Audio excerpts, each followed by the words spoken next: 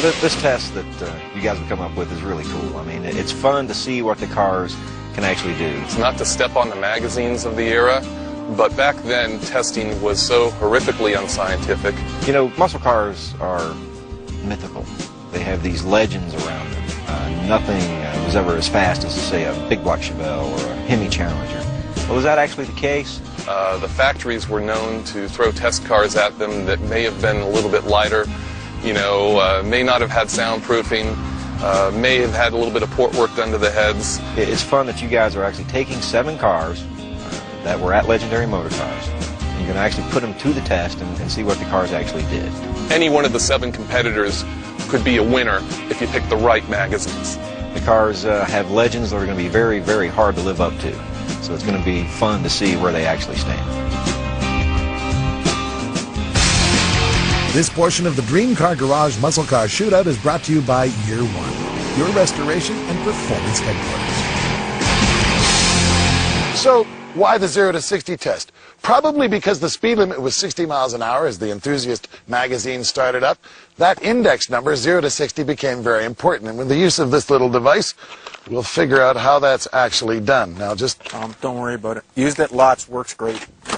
It measures g-forces in time to compute distance, which allows it to extrapolate horsepower and torque.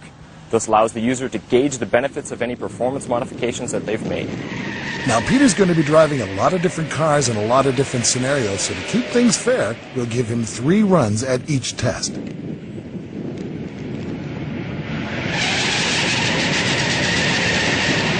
It only takes 5.677 seconds for the excuses to begin. All right, I can try and make excuses. The tires are only 14-inch.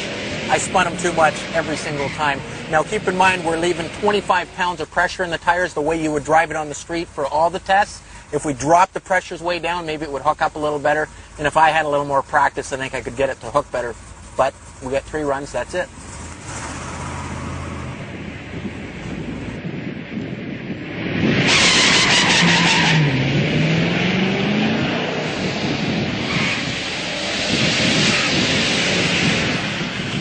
First time I took the car up to about 2,500 RPM, it spun the tires and then fell over on itself again. Figured I need more RPM, I took it up to 3,000 RPM and I just broke the tires loose. So I think the middle run was the good one.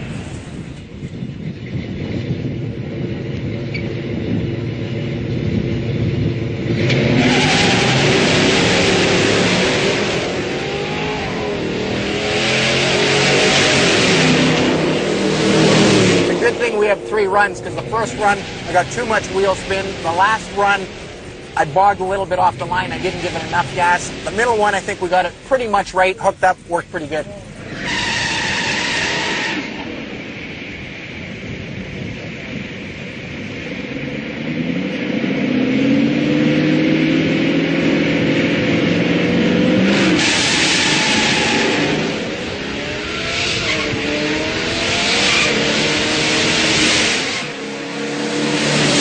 Got a little rattle in the muffler after that. First time off the line, it bogged a little. Second time, I gave it a little too much RPM and spun the tires. Third time, hooked up pretty nice, a little less RPM. Thing hooked really hard. A lot of the guys think these bosses don't run. I'll tell you, at the low end, it worked really nice. Well, very rarely when you think of great muscle cars do you think of a Buick. You probably think of a Buick as your grandfather's car. Well, by 1970, they had it figured out. They had the 455 Stage 1, 510 foot-pounds of torque at 2,800 RPM. You were barely off idle, and you could roast the tires with that sort of torque. Think about this, a 69cc combustion chamber, intake ports that flowed better than the 455 Pontiac and the Chrysler. This motor weighed 72 pounds more than a small block Chevy and a whole 100 pounds less than a big block Chevy.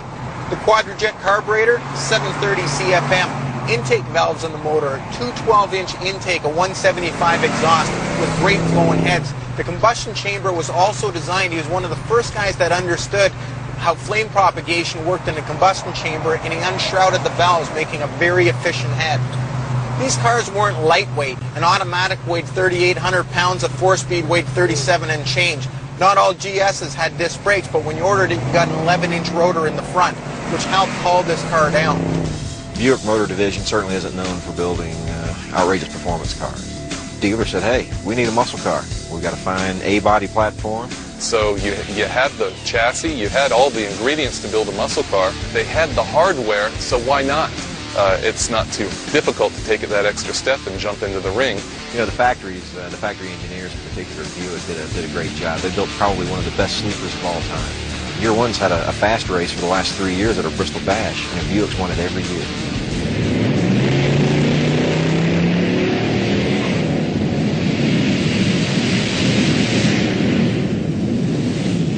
Well, I think the first or third run was the best. The second run, it just bogged off the line. You don't get a second chance here at a 60. It's not like a quarter mile where the pure grunt's going to take you through the top end.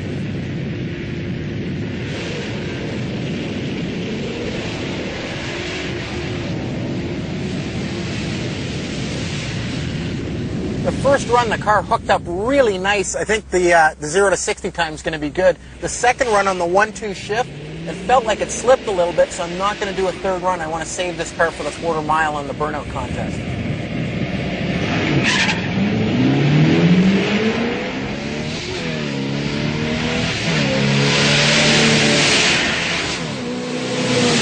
I think run 1 and 2 are going to be my strong runs. If it bogs, it's all over, you're done. So one of the first 2 runs is going to be the quick one. Well, the big surprise after 1 of 5 rounds is the Boss 9 Mustang, and look at the Chevelle. Although the competition's very close, it's going to have some making up to do. When we come back, we'll bring this whole thing to a full stop. Muscle car back in the day, you knew the thing wasn't going to stop fast, but you hoped it was going to stop. Now, this is a part of a rounded performance test, so we're going to have to test braking. You didn't like my idea with the wristwatch and the whole speedometer thing. Not at all. So what are you going to do? So Steve Ruiz comes up from Stop Tech Brakes. Now, he's got this Stalker radar gun. He took it all apart, did something to it, plugged it into the back of his laptop, so you just have to get to around 60 miles an hour and hit the brakes. You don't have a clue what he's doing. You can't even explain it to him, can you? You just know it works. You've got to have faith that it will work. So we have faith in Steve. Now, as far as friction material is concerned, we wanted to make it fair.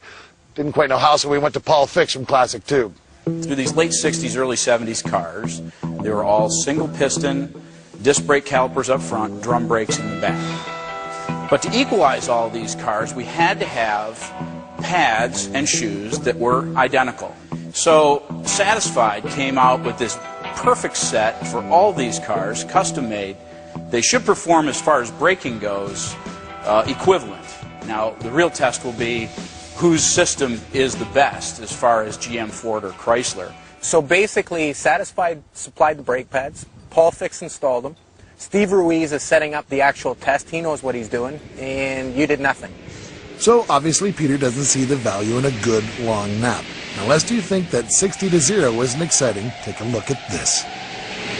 First time I just hit the brakes too hard, locked up all 4 wheels. Second time I hit the brakes, the rear ones grabbed, it started pitching the car sideways. I saw the cameraman actually running, so I lifted out of the brake pedal, terrible one. The last one, it's braking as good as it can. I think what we're doing is we're rolling these cars back and forth a whole bunch. They got the self-adjusters on the rear brake drums. It's expanding, and actually the rears are coming on before the front, causing the cars to lock up.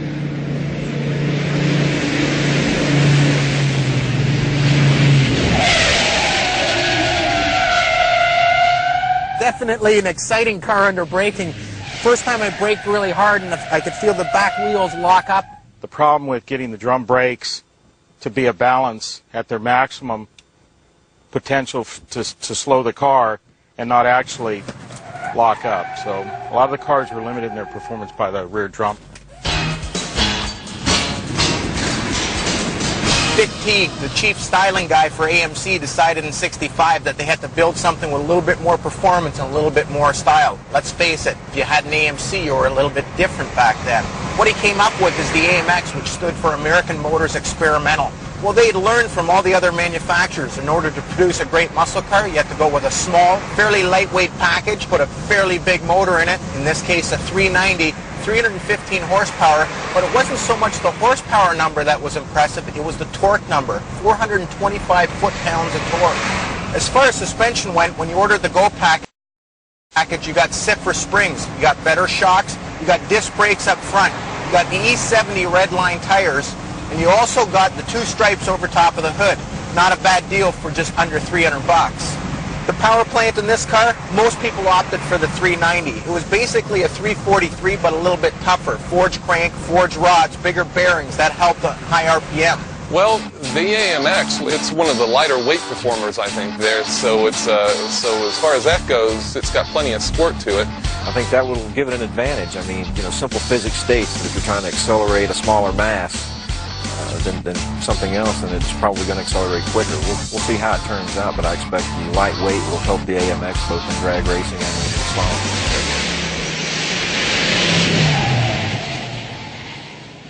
The first time was almost scary. As soon as I hit the brakes hard, the car just darted all over the place. Yeah, the brakes slow the wheel and tire assembly, but the tires actually slow the car. Second time, trying to threshold brake a little bit more, it worked better. The third one stopped nice and straight. That was by far our best run.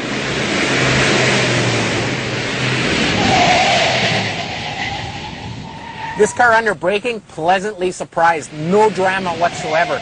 Threshold braking, very easy to modulate the pedal. Easy car to stop straight. The first run was a little bit scary. The pedal was spongy and it just felt like it was going to go to the floor. It felt okay at the end. Now it's sort of funny that these things are getting better with each braking, and I think what we're doing is finally getting some heat into the pads and into the rotor, and that's actually stopping better.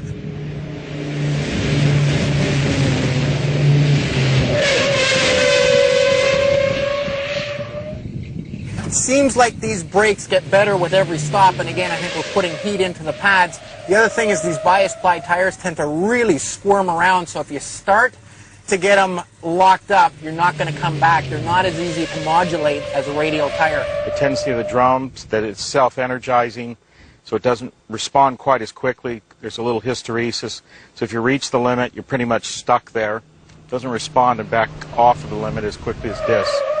So once the car's out of balance, it's very hard to bring it back.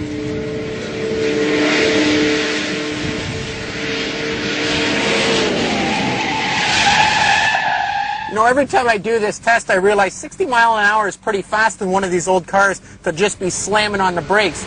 Try it next time you're on the road. Make sure you look in the rearview mirror before you do it, though. Nothing exciting about this car under braking. The only downside is the floats are set a little bit too low, so when you brake hard, the car really wants to stall. Well, after the second of 5 rounds, the Chevelle redeems itself in braking, of all things, and then rockets up the chart to tie itself with the Boss 9 Mustang for the overall lead. When we come back, Peter gets up on the wheel of 7 great dream. This portion of the Shootout is brought to you by AutoZone, carrying the Grand Sport line of high-performance pads at over 3,300 stores in the U.S. Get in the zone. AutoZone. Now, good handling in the muscle car context is not crashing while you change directions in the thing. But we needed to have a test that would compare all the cars fairly. So here's what we did. We set some cones 70 feet apart. Now, what Peter's going to do is enter that course in a slalom and drive by a kind of an antiquated timing system spread out over 250 feet. That amount of time will be our comparison for all 7 cars. I feel Peter approaching me from the rear. It makes me nervous because that's how he makes most of his money. Your wife says there's 3 things that never come out of your wallet: your money, your credit card, and the thing that causes that circular impression. Poor girl, I don't know how she puts up with you. Anyway, Corky has supplied us with a bunch of tires from Coker Tire. These guys manufacture original type tires for all of the muscle cars, and actually most of the cars from the 20s all the way up. They supplied us with exactly the same tire that the car left the factory with.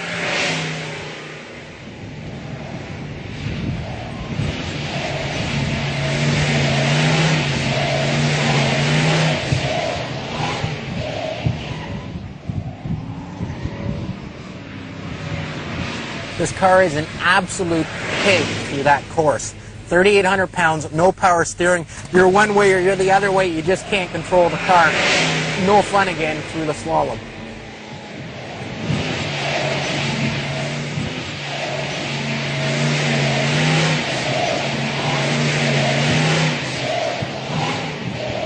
Pleasantly surprised with this car. Went through there faster than I thought it could. Again, the car, even though it feels heavier, turns in quite nicely, and you can really modulate the throttle here. You can throttle steer the car a little bit.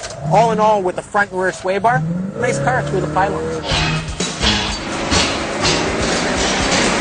Really, the Boss 429 and the Boss 302, Ford had other ambitions other than making killer street cars. What they really had in mind is to homologate the Trans Am cars or the motor, and to homologate the Boss 429 motor for NASCAR. Even though the 429 wasn't going to go into a Mustang, they decided to put it into the 3,500-pound car. It came with a factory rear sway bar, 11.3-inch disc brakes in the front, and the regular drums on the back. All Boss 429s, as a matter of fact, all Boss cars, 351s and 302s, were only available with a 4-speed, always a top loader. Standard gear ratio was a 391, 411, and 430 were optional. Well, let's get to the motor. It came with steel crank, steel rods, actually a billet crank, 4-bolt mains, very, very tough bottom end. But the real magic was in the heads. The heads had a port that you could almost stuff a beer bottle in. All aluminum heads. Instead of head gaskets, they actually used O-rings. Aluminum intake, 735 Holley on top, the air grabber hood, which was functional from inside. Even though it was only rated at 375 horsepower, it was much stronger than that. Torque, 450 foot-pounds of torque, a big number in a 3,500-pound car. The suspension, no different than a Boss 302, which was now a Trans Am contender. Other than the extra weight up front, which was offset slightly by putting the battery in the back, this car was really a fairly good handling car. The Boss 429 Ford Mustang is certainly one of the strangest cars ever built by any of the big three manufacturers. And that's because it's an exotic race engine. It was a very powerful race engine. There's a lot of potential in the Boss 429 motor when you really talk about building one for race. You know, they built the car to homologate the Hemi to take on Chrysler's Hemi. You know, the 429 engine was brand new. They had to put 500 in some car, at least, to make Bill France happy. But as it was introduced in the Mustang, it didn't quite meet what expectations people had for it in the late 60s. They were looking, for a Chrysler Hemi killer, because Ford was taking the stab after Chevy had. They were looking for something that would run like a ZL1. What came out was a fast car, but it wasn't quite what people thought it was, so it got this reputation of being a soft runner or a pig. Carcraft in Michigan hand-built the car. The finished product was really lamented in the press. It was way too nose-heavy. They had to do so much to tone the Boss 429 engine down to make it livable on the street that it gutted the performance, supposedly. You'll find out that, no, it's not a high 11-second, low 12-second screamer, but I think it'll nose out every single one of these cars in this competition. And yet, through all that, when you look back on Mustang performance, what is probably the ultimate Mustang? Well, I'd have to say it's probably Boss 429.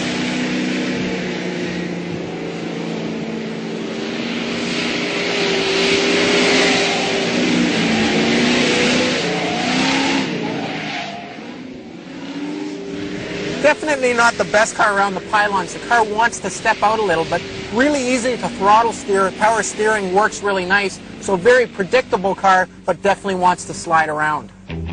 After the first three cars in our slalom test, the Chevelle and the Mustang are very close. The Hurst Olds in third place. When we come back, we'll run the rest of these great muscle cars through the cones.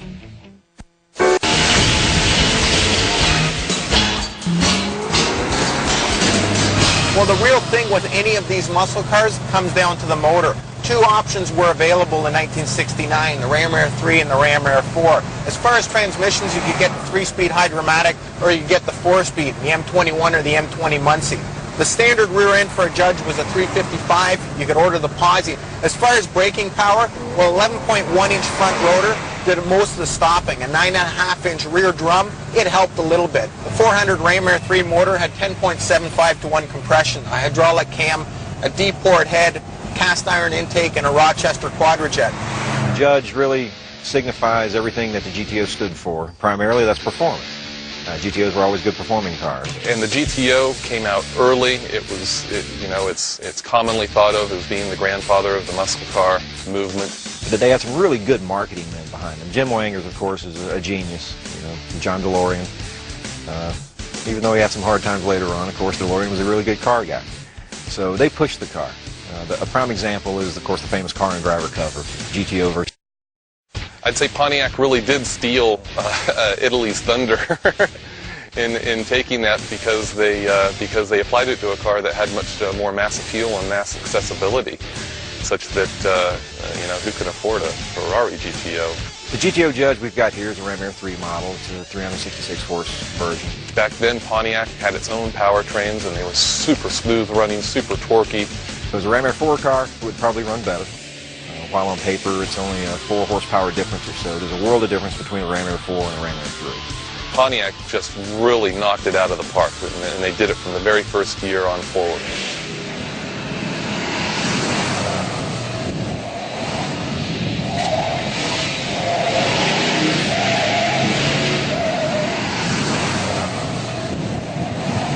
Felt really good. The power steering feels good. Throttle response is good. You can kind of power through the corners. The only thing that's a little lacking are the tires, and you can really feel them roll over, and you can feel a lot of body roll on this car.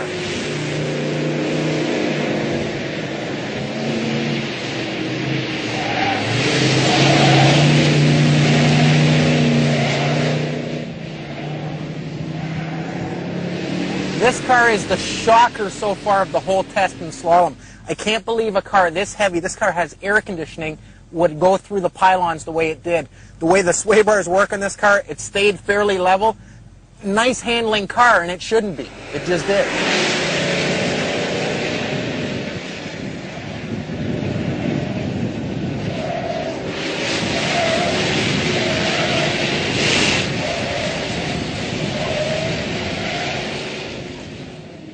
What are you going to say about a car with no power steering, that weighs this much, torsion bar front suspension, and a 2.4 barrel setup that you can't really modulate the throttle? Either you're in the one or you're into the both. Just not a fun car to drive on the slope.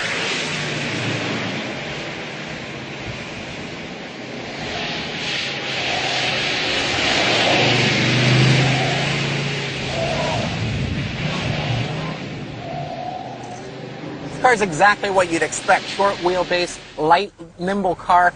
Went through the slalom very nicely. Well, after 3 of 5 rounds, the Buick GS and the AMX do surprisingly well, taking the Buick to a first-place tie in the AMX all the way to 3rd. When we come back, we separate the men from the boys, and the quarter-mile runs begin. Well, the next test is really straightforward. It's the quarter mile. We're going to just relax. We're going to start with the burnout to get the tires hot. Now, with street tires, you don't want to go into the water. You just want to go beside them, get them nice and warm. Then we're going to stage the car. Then we're going to launch the car, and then we're going to figure out what the ET is, the elapsed time. It's going to be somewhere in the 13 to 14 second range, and we're going to find out what the mile an hour is. So when these yellow lights come on, Peter knows that he's got about 1.5 seconds before he has to leave. Now, if the red light goes on, he's going to remember that summer he spent in Amsterdam, and he could be sitting on the line for hours.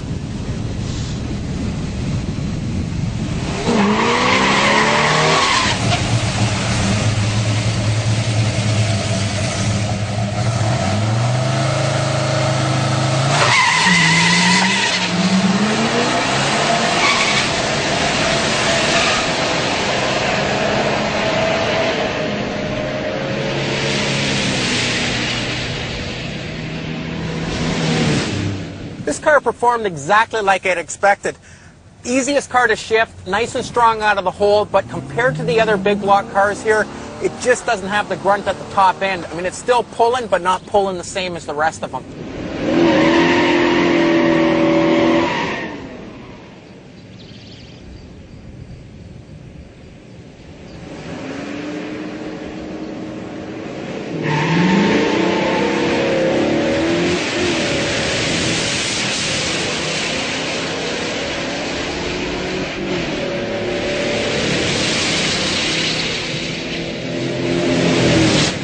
Disappointed in the car, actually not in the car, in the clutch. On the first pass, the car worked pretty good. It bogged off the line. It's the only multi-carb car here that we're running. The second and third pass, I had to stop power shifting in the higher gear, the 3/4 shift, slipping huge amounts. So this car, I mean, it did what it did, but it could go faster, just we need a new clutch. 1970, the gloves were definitely off. And what Chevy produced then with the Chevelle, the SS, the LS6 would never be duplicated again. It was the only year they had a 450 horsepower motor in a production car. Pretty awesome. And it wasn't just a bunch of hype. That motor, the Mark IV, was the ultimate in big block performance out of Chevy. Of course, 4-bolt mains. It was already pre-drilled for an external oiling system for the guys real serious about racing. Steel cranks, steel rods, had 3/8 push rods, 7/16 rod bolts. I mean, it was a serious piece of equipment. Closed chamber heads that breathed phenomenal through two 19-inch intake valve. I mean, that's a big valve. Solid lifters, 520 lift, 316 duration out of the crate. 780 Holley on aluminum intake. It was the complete package, though. The car wasn't as heavy as it looked. Standard gear was a 331. You could opt for a 410 ratio. This one here comes with the turbo 400. Transmissions, of course, the M22 Mucsle was the ultimate tranny, the rock crusher, and it sounded like it was doing just that. A lot of cars came equipped with M21s. What's ironic is a lot of these cars with sticks came with bench seats. Throughout its history, Chevrolet's identified a lot of their special models with special codes and letters and things. SS comes to mind. Regular production option codes, RPO codes, are also very popular in Chevrolet lexicon. Z28 is probably the most famous. Of course, LS6 carries a lot of water as well. And if you think about the history of Chevrolet Mucsle, I don't think it gets any better, really, than the 70 LS6 Chevelle that combined everything that really signified the muscle car era. Cool styling, really big engine, lots of speed, lots of performance. It really sums up Chevrolet's involvement in the muscle car period really well. I think it still is considered a king of the hill. There's a handful of cars that outpowered it, but those were very, very, a Z01 Camaro or power to weight ratio, the 427 Cobras. But now we're talking about cars that are yet even more exotic, more valuable, and more hard to come by today. So when you're really talking about muscle cars that you could walk into your factory showroom and order right up if you so have the inclination, then the LS6 really comes out as being the top of the heap. Chevrolet did a pretty good job of making sure that you could order your LS6 however you wanted. Of course, you paid for it that way. This silver car behind us here is probably going to pay the price for having the tall gear and the automatic transmission.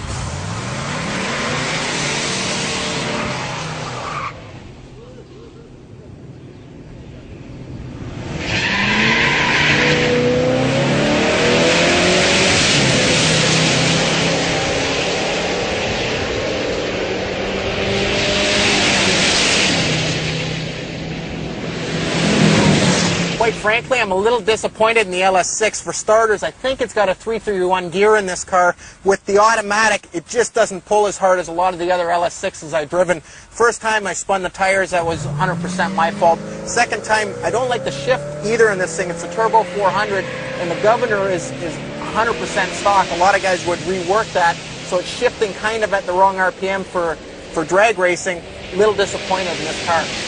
Well, after the first three cars, it's the Chevelle, the only car down into the 13s, keeping in mind this is a very warm and humid day.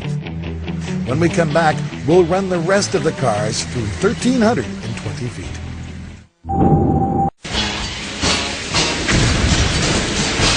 This portion of the Shootout is brought to you by NPD, taking the frustration out of restoration. Your source for quality products, great prices, huge in-stock inventories, and personal service.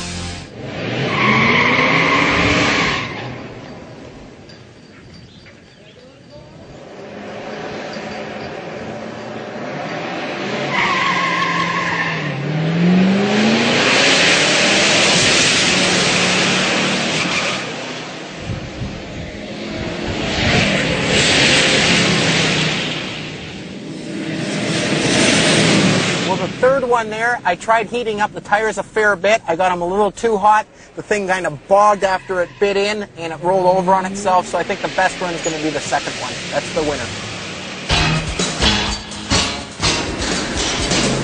Well, if mild was good, then wild would be great, and Oldsmobile took the lead on that. They had this dual snorkel hood scoop, which looked like two mailboxes stuck on the hood. They had a rear wing that was actually taken off the design of a Cessna that was at the Lansing Airport. The 455 HO, another one to join the club. Over 500 foot-pounds of torque, 380 horsepower. Keep in mind these torque numbers are at around 3,000 RPM. Again, just about off of idle, these things are making all sorts of power. This one's also equipped with a turbo 400 and a dual gate shifter. The shifter is kind of a cool item, obviously coming out of Hurst, where it made it almost idiot-proof to shift it into neutral or reverse by mistake. As far as internals for the motor, well, 10.5 to 1 compression, a great set of flowing heads, a great flowing exhaust, and a Rochester Quadrajet is what completed the entire package. Now, as far as rear-end gear ratios, 342 was a standard gear ratio, 391 was optional. This one has the 342. Now, all the cars that we're running today, we made sure they all had posi, so they all had the same bite off the line. Where does Oldsmobile fit into the lexicon? Boy, I tell you what, I think it was the most car you could buy at the time for the money. When you really balance out, I want to go fast, but I want to do it with style and comfort. Somewhere in the late 60s, George Hurst and Linda Vaughn and Oldsmobile hooked up and started building some very special 442s. Actually, they're not even 442s, they're Hurst Olds. And, you know, really those cars kind of took on the image of George Hurst. George Hurst was a character. Part of his image or persona, I guess you could say, is having Linda Vaughn around him all the time. And she's certainly an icon of the muscle car era. Olds really hit it hard with the visual stuff. They had the great twin snorkel hoods. They had the super stripe kit. Now, GM had of course, the 400 cubic inch limit and intermediates. George Hurst had a good idea. He said, that's GM's rule, that's not my rule. I'm going to put the big car 455 in the intermediate A body, and that ought to give it plenty of performance.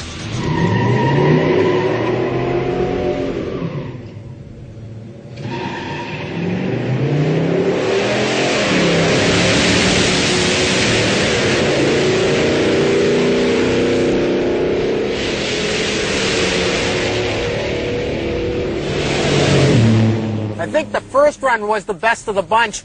The second and third run, it just seemed to fall flat on its face, and I probably should have given it a little more RPM, like did a little longer brake stand. I didn't. The tires hooked up really well, and it just went bah. So first run's the best one of the bunch.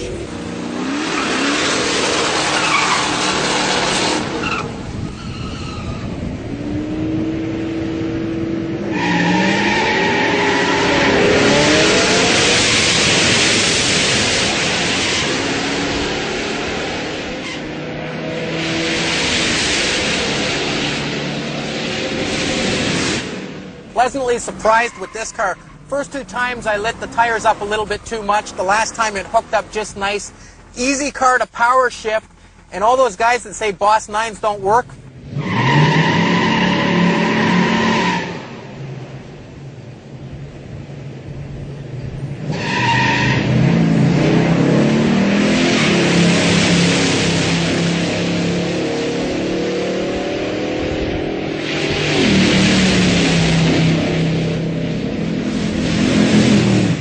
first run, again, it bogged a little bit. The second run, I gave it way too much throttle. I spun the tires. The third run was pretty good. It's all about getting used to the tires. I'm certain if I had 2 or 3 more runs, we could run a little quicker, but the rules are 3 runs. That's what we gave it, and that's the time. Well, there you have it. 4 cars down into the 13s, making a fairly respectable run. Unfortunately, the Challenger, not so much. Ready for burnout? We'll do a whole lot of them when we come back. So now we find ourselves in a tie between the LS6 and the Boss 9. Now, the test that Peter absolutely insisted on is the one that there's no real quantitative way to measure. But every single muscle car enthusiast knows what we're talking about when we talk about a earth-shattering, earth-moving, smoky, big, rotten burnout. Now, you do know how to do a burnout, don't you? Do you know how to eat? Oh, now that's harsh.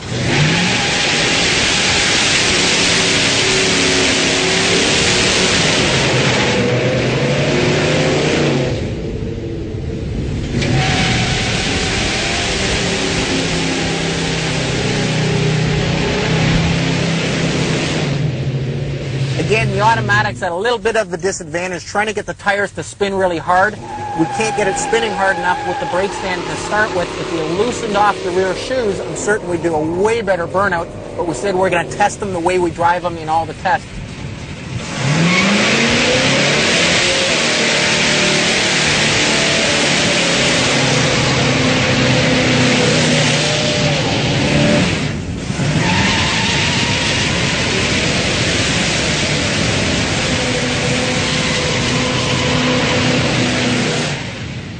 You know, I was a little disappointed with the quarter-mile time on this car. The 331 gears, well, it helps in the burnout. This thing does a great burnout. Once you get them spinning, again, it just wants to keep spinning and spinning and spinning. And these Firestones, they go up and smoke quite nicely. The Hemi was really introduced in 1964, the 426, in order to go, of all things, NASCAR racing. What seemed like a lightweight car, in reality wasn't. These cars are 3,800 pounds, and with a torsion bar front suspension, let's face it, you're just not going to handle. Well, as far as the motors went, well, that was the heart of any muscle car. Here we had a crossbolt block, steel crank and rods, aluminum heads, and of course, the hemispherical combustion chamber and ports that flowed very nicely. An aluminum intake, 2 Carters on top. It was an aggressive package. 490 foot-pounds of torque, 425 horsepower. Now behind that, they had to make sure the trannies were tough.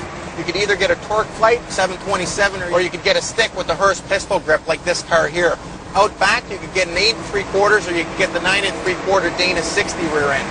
Standard ring and pinion was a 323, and you could go all the way up to a 410 if you so desired, and obviously a posi was almost a must in a Hemi car.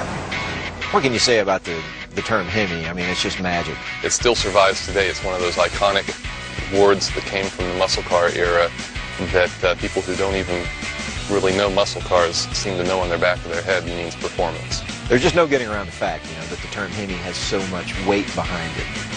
That it again is probably the best known name in muscle car history. The Dodge Hemi design got tapped by people who want to accelerate the fastest as the way to go, and was carried forward, and nobody's ever, gotten to the point where you're looking for an extra 5 miles per hour or an extra temp and said, if we back up and try this other direction, I think that's where our limit is. So it's almost as if the Hemi has proved out as being the way to make horsepower. Again, if you want to take one particular engine that just, is the icon of the muscle car era, it's got to be the Hemi.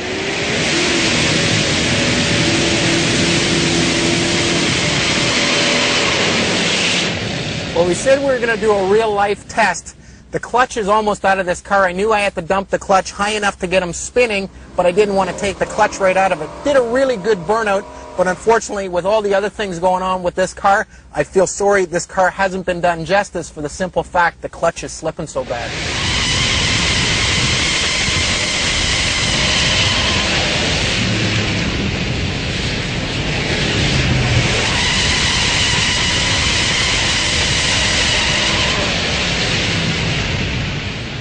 Gotta admit, I'm a little disappointed in this burnout. I'm trying to launch it in second gear so I don't have to shift right away and lose all that momentum, but the thing doesn't have quite enough torque like the other cars. These red lightings don't light up as nice as the Goodyears either.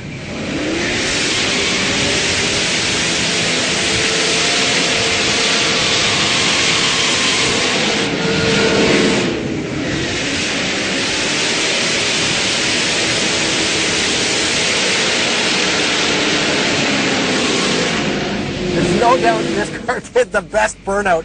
Launch it at about 5,000 in second gear, and it just doesn't stop spinning. I can just kind of feather it at 5 to 5,500 and just keep smoking. Great burnout car.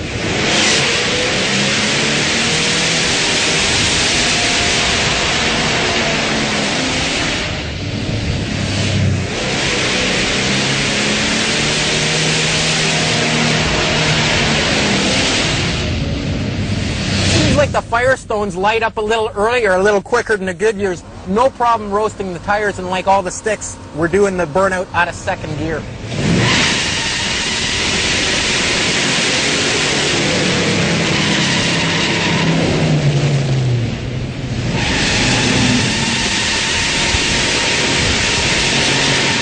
Coming up on the Muscle Car Shootout, we will tally up all the scores. 35 years ago, this collection of cars were arguably the fastest cars on the planet.